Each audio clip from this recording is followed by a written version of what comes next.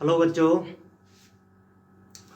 मैं राज कमल वर्मा अपने channel chemistry by knowledge point में आज मोल कंसेप्ट का या आप बोलेंगे some basic concept of chemistry class 11 का चैप्टर है। इसका एक टॉपिक डिस्कस करेंगे, दैट इज मोल कंसेप्ट। और बहुत इंटरेस्टिंग है, बहुत ही इम्पोर्टेंट है। ठीक है, तो चलिए हम देखते हैं कि भाई क्या होता है मोल कंसेप्ट, क्या होता है मोल, इन सब के बारे में जानते हैं। सबसे पहले जो हमें जानना है कि भाई मोल क्या है। मोल सबसे पहले जो अपन को लिखना है दैट इज मोल। तो हमने लिखा मोल और पॉइंट आता है कि व्हाट इज द मोल। मोल क्या है? तो बेटा मोल क्या ना, मोल एक क्वांटिटी है, सब्सटेंस मेजरमेंट का एक यूनिट सिस्टम है। जैसे हम लिखते हैं ना कि भाई आलू लेने गए, 2 किलो आलू लेके चले आए, तो आपने कहा कि आलू की क्वांटिटी को आपने केजी में मेजर कर लिया। आप दूध लेने गए, 5 लीटर दूध लेके आ गए, तो आपने कहा कि अच्छा, मिल्क को जो मेजर कर रहे हैं किस में, लीटर में मेजर कर रहे हैं।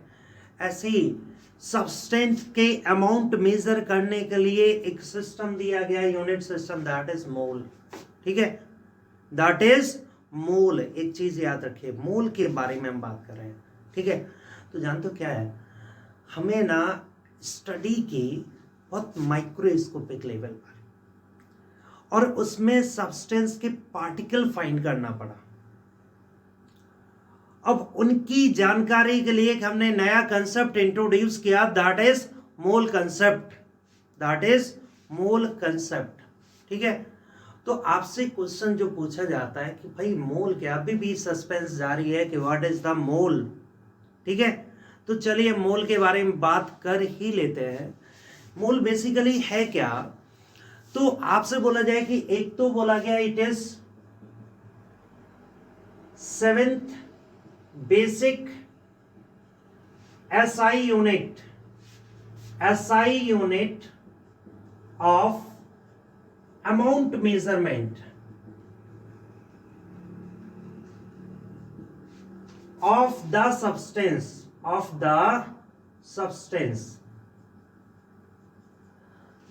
देखो SI यूनिट की खास बात जानते हो क्या होती है? ये यूनिट अपने आप में यूनिक है, ये किसी से ड्राइव नहीं होती हैं। बाकी सारी यूनिट SI यूनिट से ड्राइव होती हैं। क्लियर है बच्चे? ठीक है, SI यूनिट जैसे हम बोलते हैं ना कि डिस्टेंस का SI यूनिट है दैट इज मीटर, मास का SI यूनिट है दैट इज केजी। अब मैं बात करूं कि भाई स्पीड का यूनिट दैट इज मीटर पर सेकेंड, तो आप डिस्टेंस को क्या मीटर पर सेकेंड या यूनिट ऑफ स्पीड के टर्म में बताएंगे? तो सीधा सीधा करेंगे कि भाई स्पीड का जो डिस्टेंस का SI यूनिट है वो तो सीधा सीधा मीटर है।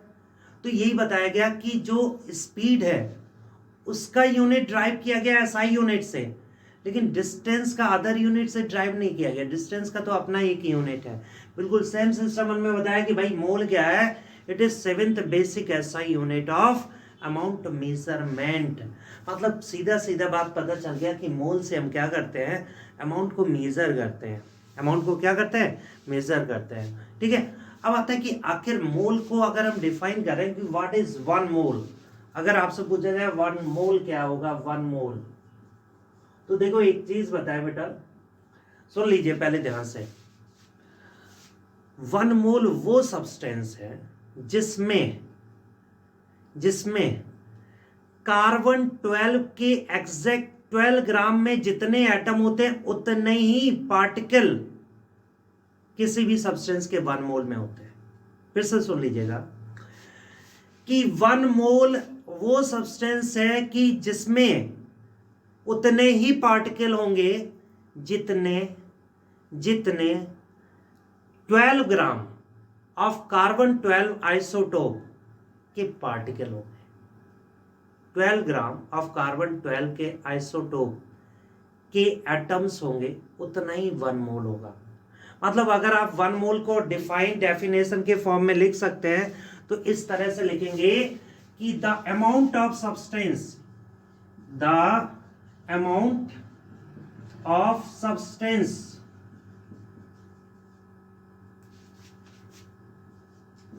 that contains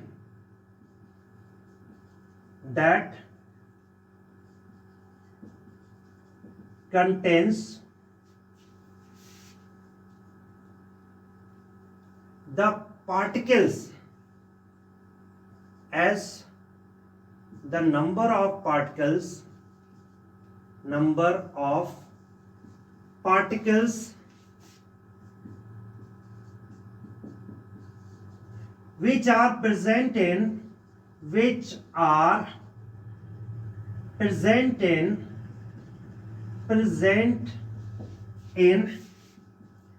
exact 12 gram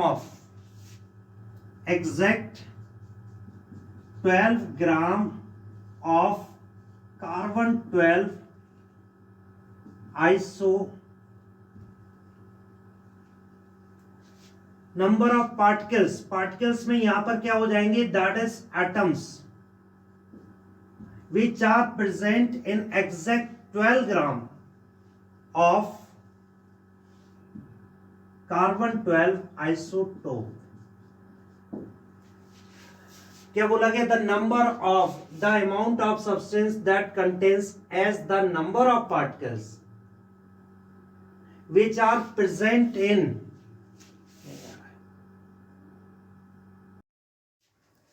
तो बेटा ये 1 मोल कैसे डिफाइन करेंगे, the amount of substance that contains as many particles. देखिए क्या लिखा है, the amount of substance that contains as many particles as there are atoms which are present in exactly 12 gram of carbon 12 isotope.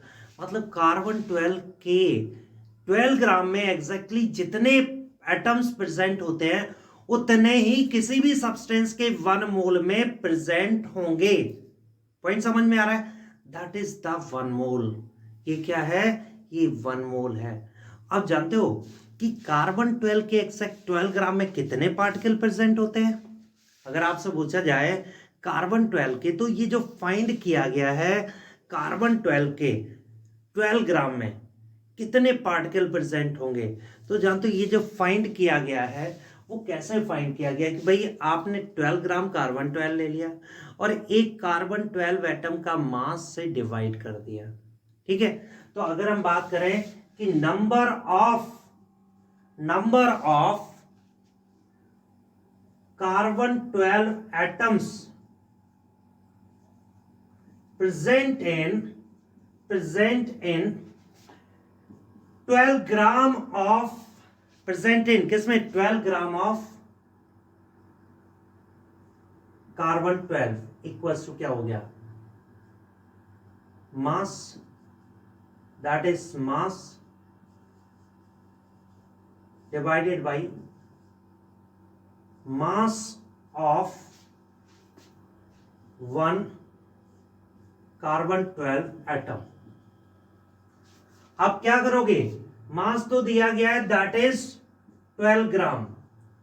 अब बेटा जो carbon 12 के एक atom का जो मास डिटरमाइन किया गया है वो होता है, देखिए वैसे तो बहुत कैलकुलेट करोगे बहुत लेंदी हो जाएगा, आप जस्ट मैं लिख रहा हूं 1.99 क्या लिखेंगे, दैट इज जो वैल्यू दिया गया है जो डिटरमाइन किया गया 1.992648 992648 into 10 to the power, into क्या बोल रहे हैं बेटा 10 to the power that is minus का 23 ग्राम. और ये जो नंबर आता है बेटा, ये जो नंबर आता है ये ऑलमोस्ट आता है 6.022 इंटू 10 टू द पावर 23, ये नंबर आता है. मतलब एक बात तो पता चल गई कि भाई कार्बन 12 के एग्जैक्टली 12 ग्राम में इतने पार्टिकल होते हैं और इससे नंबर को नाम दिया गया that is Avogadro number. Avogadro's number. Clear हुआ बेटा. और इसको रिप्रेजेंट करते हैं एन के साथ में सफिक्स लगाते हैं capital A, represented by N A. ये क्या है? एवोगैड्रो नंबर है, जिसको हम किससे रिप्रेजेंट करते हैं? That is represented by N के साथ सफिक्स लगाया हमने एन ए। ओके बच्चे, तो ये था 1 मोल। फिर से सुन लीजिए, 1 मोल क्या होता है? कार्बन 12 के एग्जैक्टली 12 ग्राम में जितने पार्टिकल प्रेजेंट हैं वो किसी भी सब्सटेंस के 1 मोल में प्रेजेंट है। अगर किसी भी सब्सटेंस के इतने पार्टिकल का मास निकाल लिया जाए, वही उसका मोलर मास कहलाता है। क्या कहलाएगा बेटा? वही उसका क्या कहलाएगा? Molar mass. ठीक है बच्चे, तो चलिए आगे हम इसी टॉपिक को आगे कंटिन्यू करते हैं। ये रब कर देते हैं, नोट कर लीजिएगा आप लोग।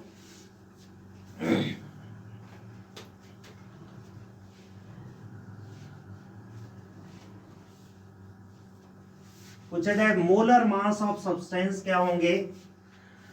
Molar mass. एक और बात बता दें इससे पहले कि जो आप पार्टिकल वर्ड यूज कर रहे थे, पार्टिकल, वो पार्टिकल्स क्या क्या हो सकते हैं? पार्टिकल्स ये आपके एटम्स हो सकते हैं जो आपको डायरेक्ट दिया जाए, मॉलिक्यूल्स हो सकते हैं, आयंस हो सकते हैं, एक्सेट्रा, जो पार्टिकल के फॉर्मेट में है वो हो सकते हैं। ठीक है, तो बेटा क्या एक जनरल टर्म दे दिया गया था। अब आपसे पूछा जाए मोलर मास क्या होता है? Molar mass, molar mass. बेटा एक चीज याद रखिएगा, मोलर मास क्या होता है? 1 मोल सब्सटेंस का मास क्या कहलाएगा? Molar mass. लिखेंगे mass of 1 mole, mass of 1 mole of substance is known as क्या बोलेंगे बच्चे? Molar mass is known as molar मास।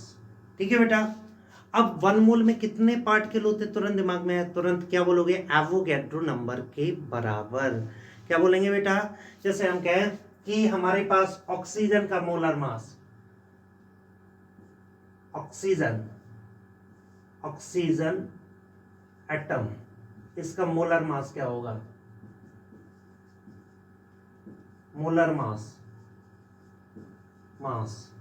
तुरंत आप कहेंगे ऑक्सीजन का जो मोलर मास होता है दैट इज 16, तो आप बोलेंगे 16 ग्राम।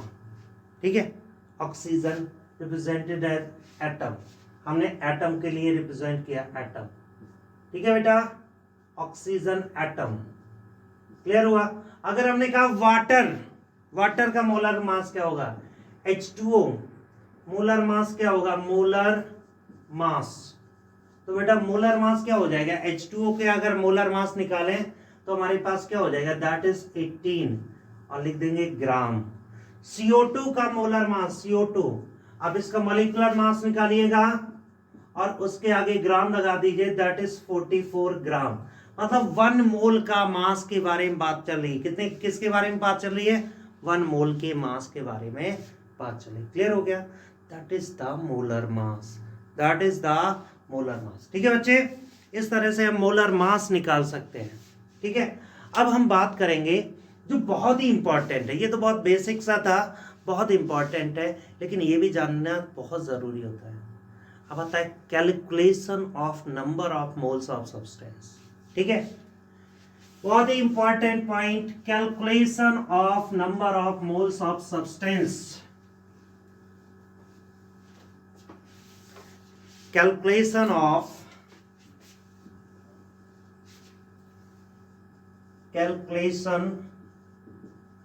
Of number of moles of substance.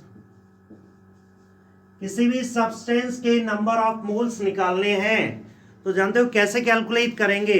इसको हम 3 केस में सॉल्व करते हैं, और ये केस सबको बहुत अच्छे से आना चाहिए। एक तो हो गया case first, if mass of substance is given. अगर मास ऑफ सब्सटेंस दिया जाए तो मोलर मास कैसे निकालेंगे? तो लिखेंगे number of moles of substance, इसे NSUB लिख देते हैं, SUB, that is mass of substance in gram, mass of substance in gram divided by gram molar mass. Clear हो गया ना बेटा? यहां से देखिए, ऊपर भी ग्राम, नीचे भी ग्राम, ग्राम ग्राम कटेगा और इसका अपना यूनिट खुद का आएगा, दैट इज यूनिट क्या बनेगा? यूनिट बनेगा, दैट इज मोल। क्या बनेगा बेटा? मोल। क्लियर हुआ कि नहीं?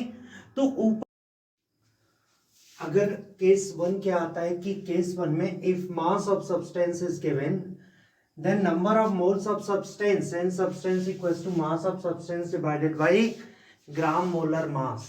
ठीक है, ये भी ग्राम में, ये भी ग्राम में, तो क्या हो गया? ग्राम ग्राम कैंसिल आउट, इसका अपना यूनिट बनेगा, दैट इज मोल। क्या बनेगा बेटा? मोल बनेगा। क्लियर हो गया कि नहीं? जैसे एक क्वेश्चन लेते हैं, क्वेश्चन है कि इन 90 gram water calculate number of moles of water N of H2O, calculate number of moles of water। ठीक है, तो हम तुरंत करेंगे कि भाई N of H2O equals to mass of substance in gram, mass of substance in gram divided by gram molar mass, mass of substance in gram कितना हो जाएगा? That is 90 gram. और ग्राम मोलर मास कितना हो जाएगा? Gram molar mass that is H2O का होता है 18, तो 18 ग्राम। तो आंसर आ जाएगा बेटा 5 मोल्स। क्या आ जाएगा बेटा? 5 मोल्स।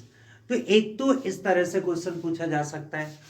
दूसरा क्या होगा? देखो और भी क्वेश्चन हम देख लेते, थोड़ा सा डिफरेंट करते करते। क्वेश्चन पूछा गया इन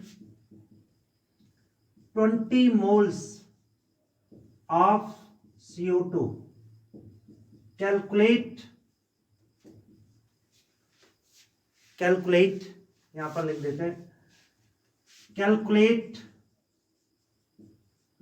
मास ऑफ CO2। तो सबसे पहले आप फॉर्मूला रखिएगा, मोल और मास का रिलेशन। क्या फॉर्मूला होता है बेटा? N of CO2 equals to mass of CO2 वो भी ग्राम में डिवाइडेड बाय ग्राम मोलर मास। इस तरह से करेंगे हम, ग्राम मोलर मास। अब यहां पर हमारे पास क्या क्या दिया गया? N of CO2 गिवन क्या क्या दिया गया बेटा? इसे लिख लो, given N of CO2 equals to 20 moles और नंबर ऑफ मोल्स तो 20 हो गया, और हमारे पास CO2 का molar mass, gram molar mass of CO2 that is equals to 44। कितना लिखेंगे बेटा? 44। और मास ऑफ CO2 हमने ले लिया, दैट इज x ग्राम। क्या ले लिया बेटा? x ग्राम। अब इस फॉर्मूले में रख दो NCO2 equals to, that is 20 mass है x divided by x gram divided by, और हमारे पास में molar mass of CO2 that is 44 gram. तो x इक्वल्स टू कितना हो जाएगा? मल्टीप्लाई कर दीजिए 20 into 44, that is equals to 880 gram. Okay बच्चे, तो हमारे पास क्या आ रहा है? 880 ग्राम। कितना आ रहा है? 880 ग्राम। क्लियर हो गया? तो दो तरीके से देखिए, एक इस तरह से क्वेश्चन पूछा जा सकता है, एक इस तरह से। एक और तरीका मैं बता देता हूं कि भाई और क्या पॉसिबिलिटी हो सकती है। तो एक पॉसिबिलिटी और हो सकती है। क्या हो सकती है? पॉसिबिलिटी होगी question, if mass of 15 moles of unknown substance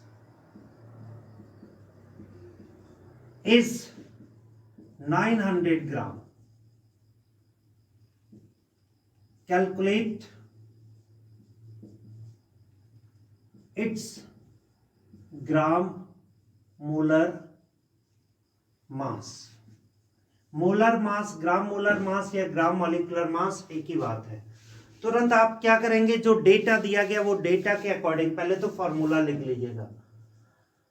हमारे पास फॉर्मूला क्या है, N substance divided by mass of substance, वो भी ग्राम में, divided by gram molar mass.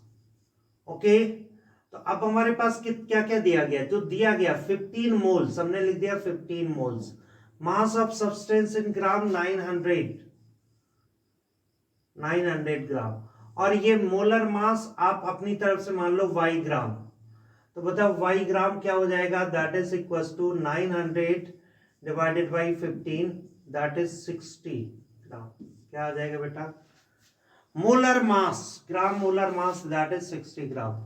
y that is gram molar mass of unknown substance, यही पूछा गया था। देखो आसानी से कैलकुलेट कर दिया।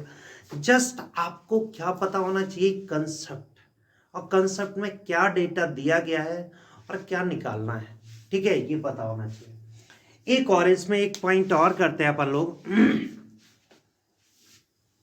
एक पॉइंट ये रहता है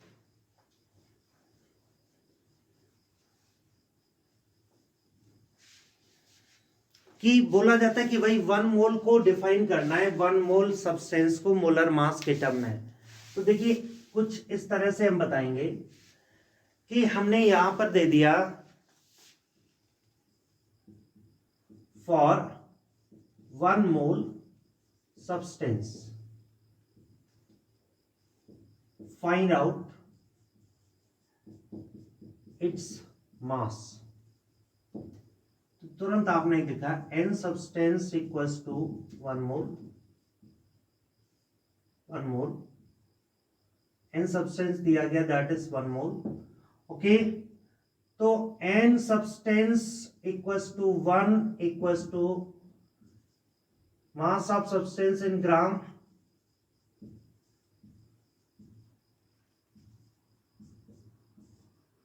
ग्राम मोलर मास।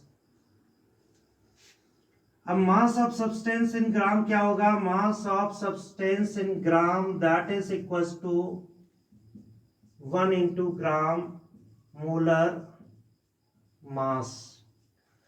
क्या हो जाएगा बेटा, ग्राम molar mass.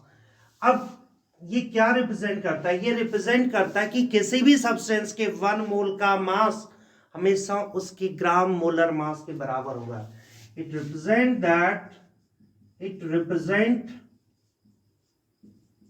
that mass of 1 mole of any substance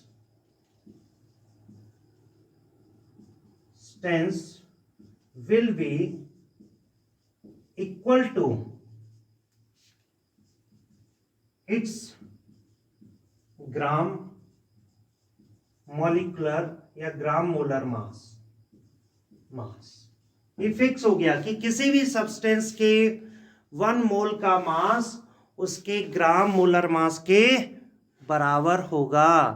किसके बराबर होगा बेटा, उसके ग्राम मोलर मास के बराबर होगा। जैसे एक एग्जांपल ले लिया जाए कि आपसे पूछा जाए कि what will be mass of 1 mole of acetic acid. Question है mass of 1 mole CH3COOH that is equal to 60, क्योंकि यहां पर एसिटिक एसिड का मॉलिक्यूलर मास होता है 60। अगर हम कहें मास ऑफ 1 मोल ऑफ H2 तो that will be equal to 2 gram. Mass of 1 mole of O2 क्या हो जाएगा, 32 ग्राम। मतलब किसी भी सब्सटेंस का मास 1 मोल का मास उसके ग्राम मोलर मास के बराबर होगा। ये मोल कंसेप्ट के एक फॉर्मूले, जो हमने एक फॉर्मूला बताया उसका केस है। अब इस तरह से हम क्या कर सकते हैं, एक फॉर्मूला यूज करके नंबर ऑफ मोल्स निकाल सकते हैं और उससे रिलेटेड जो भी डेटा है सॉल्व कर सकते हैं। ठीक है, तो अभी जो हमने डिस्कस किया वो क्या था, केस फर्स्ट। क्या था बेटा, केस फर्स्ट। अब हम करेंगे केस सेकंड। ठीक है, अब हम करेंगे केस सेकंड। चलिए केस सेकंड देख लेते हैं।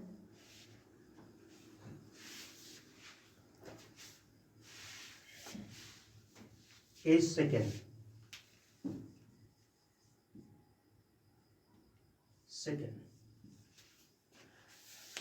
केस सेकंड में जानते हो क्या दिया गया है? केस सेकंड में that is if number of particles of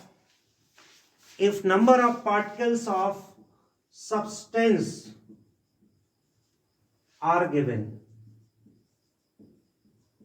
अगर किसी भी सब्सटेंस के नंबर ऑफ पार्टिकल्स दिए जाए, then n substance equals to क्या हो जाएगा, number of particles of substance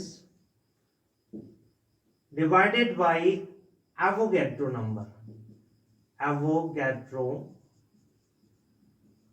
number. ऊपर भी नंबर नीचे भी नंबर, इसका अपना यूनिट क्या आ जाएगा, मोल। क्लियर हो गया, अपना यूनिट पहले ही क्या था, ऐसा यूनिट है तो ये फिक्स रहेगा, दैट इज मोल। कितना आएगा बेटा, मोल। ठीक है, अब ये Avogadro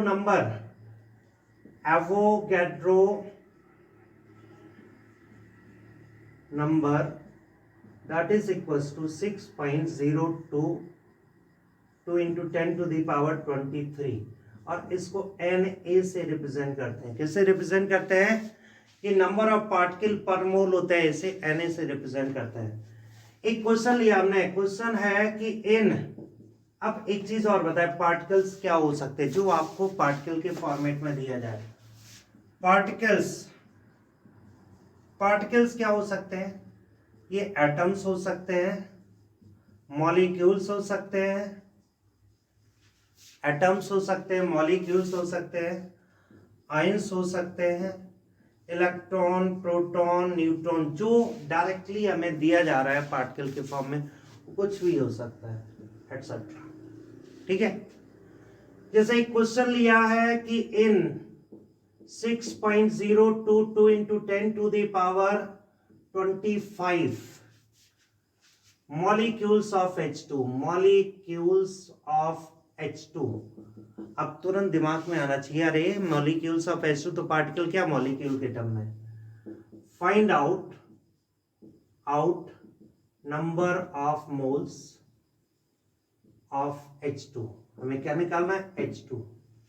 number of moles of H2 ये निकालना है। क्या निकालना है बेटा, number of moles of H2। तुरंत हमने लिखाया कि भाई सॉल्यूशन में n of H2 equals to, formula जो दिया गया वो रखेंगे, नंबर ऑफ, अब पार्टिकल्स कैसे, molecule, number of molecules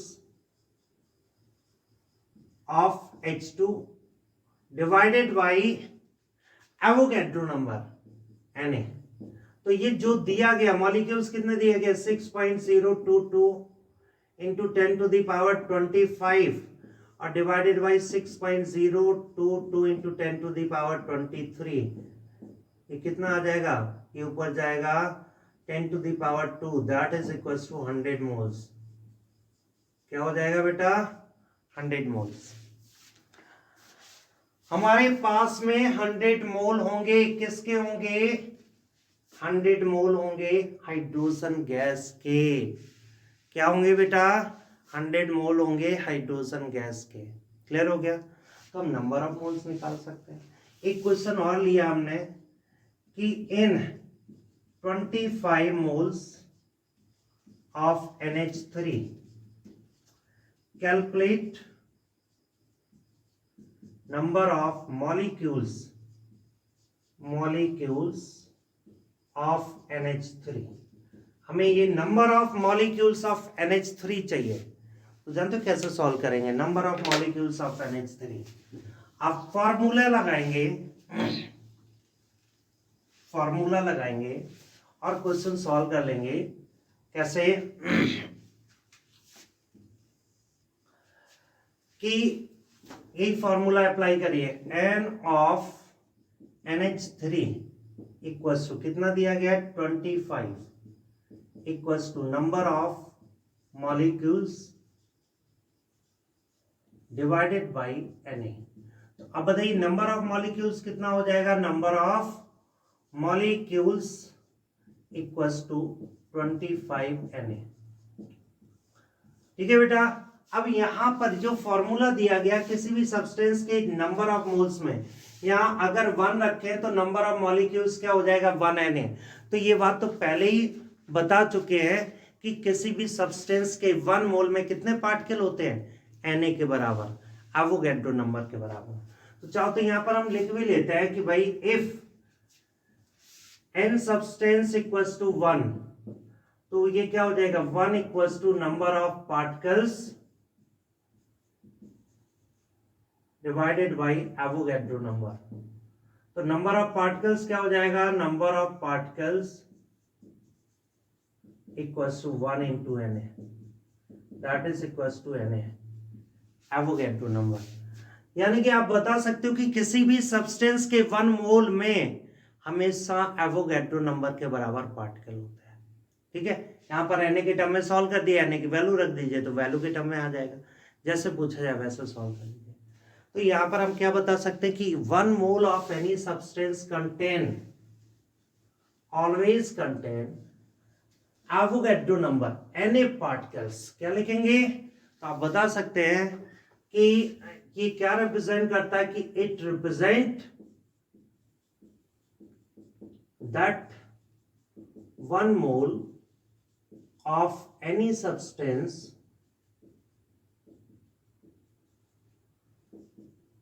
contain 1 mole of any substance contain Na particles। Na particles, Na की आप वैल्यू रख, किसी भी सब्सटेंस के Na पार्टिकल ही होंगे 1 मोल में। क्लियर हो गया? तो हमने अभी जो केस डिस्कस किए, कितने केस डिस्कस किए? 2 केस। एक तीसरा केस और डिस्कस करते हैं, थर्ड केस रहेगा बेटा case 3। if you have for gases only, बोला क्या गया है? if volume of gas at STP or NTP is given, volume of gas दिया जाए STP और NTP पर, तो N गैस इक्वल्स टू क्या होगा बेटा? Volume of gas at STP NTP, और वो भी लीटर में, divided by standard molar volume, वो भी किस में? लीटर में। ठीक है बेटा। और जानते हो स्टैंडर्ड मोलर वॉल्यूम क्या होता है? That is 22.4 litre. तो लिखेंगे V of gas at STP divide STP oblique NTP litre में, या तो ये इनमें से कोई सा भी लेंगे, ठीक है, डिवाइडेड बाय 22.4 लीटर। ये स्टैंडर्ड मोलर वॉल्यूम होता है 22.4 लीटर। ऊपर भी लीटर नीचे भी लीटर कैंसिल होगा, या इसका अपना यूनिट आ जाएगा मोल। क्या आ जाएगा बेटा? मोल आ जाएगा। ठीक है। अब आता है कि ये STP और NTP क्या होता है? STP और NTP, STP होता है standard temperature pressure, STP that is standard temperature pressure, और यहां पर टेम्परेचर होता है 273.16 केल्विन, और प्रेशर होता है दैट इज 1 बार। ठीक है। और एनटीपी क्या होता है? NTP that is normal temperature pressure, normal temperature pressure. Clear हुआ बेटा? क्या होता है नॉर्मल टेम्परेचर प्रेशर? यहाँ पर जो टेम्परेचर होता है 0 डिग्री सेल्सियस, देखो एक ही है, 0 डिग्री सेल्सियस को केल्विन में कन्वर्ट करें 273.16 से ऐड कर देते हैं। अब प्रेशर होता है दैट इज 1 एटमॉस्फेयर। और एक चीज बताए, 1 atmosphere 1 bar is almost same, इसीलिए इनमें से कोई सी भी कंडीशन ले लेते हैं। याद रखिएगा 1 atmosphere 1 ATM is almost same is 1 बार। बाकी सब तो ठीक ही है, सेम है, ठीक है। चलिए क्वेश्चन लिखते हैं। क्वेश्चन है कि इन 112 litre CO2 at STP NCO2 क्या होगा? NCO2, ये क्वेश्चन है हमारा, ठीक है। तो जो आपने फॉर्मूला पढ़ा उसका यूज करिए, जो फॉर्मूला पढ़ेंगे वो क्या करेंगे? उसका यूज करेंगे। तो हमारे पास देखिए number of moles of CO2 क्या रहेगा? तुरंत हम करेंगे NCO2 equals to volume of CO2 at STP और NTP 112 litre divided by standard molar volume 22.4 litre. और ये देखिए क्या होगा, 5 टाइम्स से जाएगा, आंसर आएगा 5 मोल। क्लियर हो गया? अब घूम फिर के वही क्वेश्चन, इनमें से 3 डेटा है, ये फॉर्मूला है आपका, इनमें से एक चीज गायब होगी और बाकी आप निकालेंगे।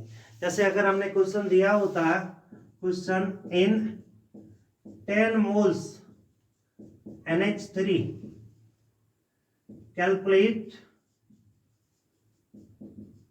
Volume of NH3 at STP, तुरंत आप रखते हैं सॉल्यूशन क्या हो जाएगा? N of NH3 equals to क्या रखेंगे बेटा? That is equals to volume of NH3 at STP litre में divided by standard molar volume 22.4। तो आप बताइए क्या हो जाएगा? V of NH3 equals to N of NH3 कितना दिया गया? 10 इंटू क्रॉस मल्टीप्लाई कर दीजिए 22.4 लीटर एट STP कितना हो जाएगा? That is equals to 224 litre at STP। बताइए हो जाएगा? इस तरह से निकाल लेंगे। अब फिर से वही केस कि अगर हम 1 मोल गैस लेते हैं तो उसका वॉल्यूम क्या होगा STP और NTP पर, ठीक है। तो चलिए इसको भी देख लेते हैं कि for 1 mole of gas, for 1 mole of gas, तो N इक्वल्स टू 1 मोल लिख दिया equals to V of gas at STP NTP divided by 22.4 litre, ये लीटर में। तो बताइए वॉल्यूम ऑफ गैस क्या हो जाएगा? V of gas at STP that is equals to 1 into 22.4 litre. तो आंसर आ जाएगा 22.4 लीटर एट STP और NTP। क्लियर हो गया बच्चे?